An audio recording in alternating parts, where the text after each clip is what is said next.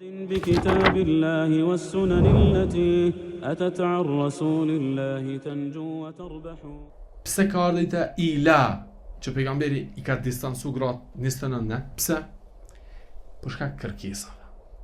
Domthon gratë e pejgamberit sallallahu alajhi wasallam që ishin non, kishin kërkesa të vazhdueshme. E pejgamberi sallallahu alajhi wasallam s'kishte mundësi më plotësu kërkesa. Atë tha: In kuntunna turidin Allaha wa ad-dar al-akhirah. Nëse doni Allahun dhe ahiretin, atëra bëni sabër. Po nëse doni dynjan, atëra shkoni te pejgamberi sallallahu alaihi wasallam, ju lëshon pejgamberi sallallahu alaihi wasallam dhe ju jep të lirën apo jeni të lirë, tani çka doni bën. Po ky ajet zbriti pas kërkesave të shumta që i vinin nga ana e grave. Këtu nisem po e kuptojmë. Gratë pejgamberit sallallahu alaihi wasallam në dynje gratë e tij dhe në ahiret në xhennet gratë e tij që kanë jetu me pejgamberin, e kanë pa me pejgamberin sallallahu alaihi wasallam me dy sy. Aisha radhiyallahu anha thot, unë jam gruaja vetme që pejgamberit i ka zbrit Xhibrili e pejgamberi u kon i mbështjellur me një petk me mu. Para më çatu ka zbrit Xhibrili, ajo u kon shpinë për shpinë me pejgamberin sallallahu alaihi wasallam. Apo Zainab bint Jahsh radhiyallahu anha, Allahu mbi qiellin e 7 e ka martu me pejgamberin sallallahu alaihi wasallam. Domthon gratë të ndershme të ngritura shumë, apet natyrshmëria tonë me pas kërkesa. Që kjo është me rëndësi me kuptu. Do thot ajo natyrshmëria e saj është me pas kërkesa. Me ly, mu anku, natyrshmëria e saj. Kështu i ka kriju Allah azza wa jall.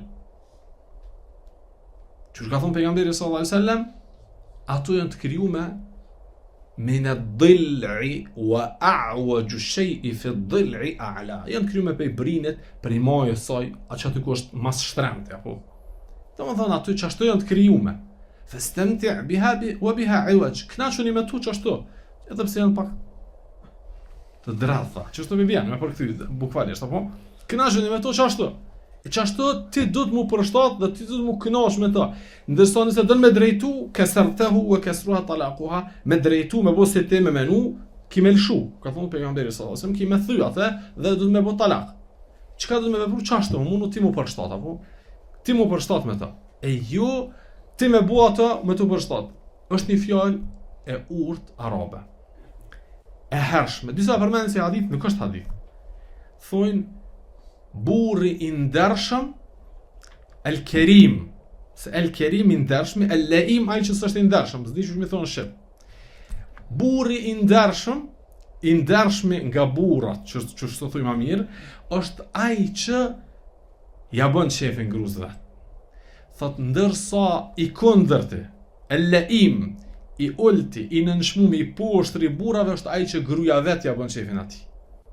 Se do më thonë ai e ka përdur pushtetin e tij, forcën e tij, aftësitë e tij fizike që i ka apo dhe ka shti që gruaja çka të thomën e bën.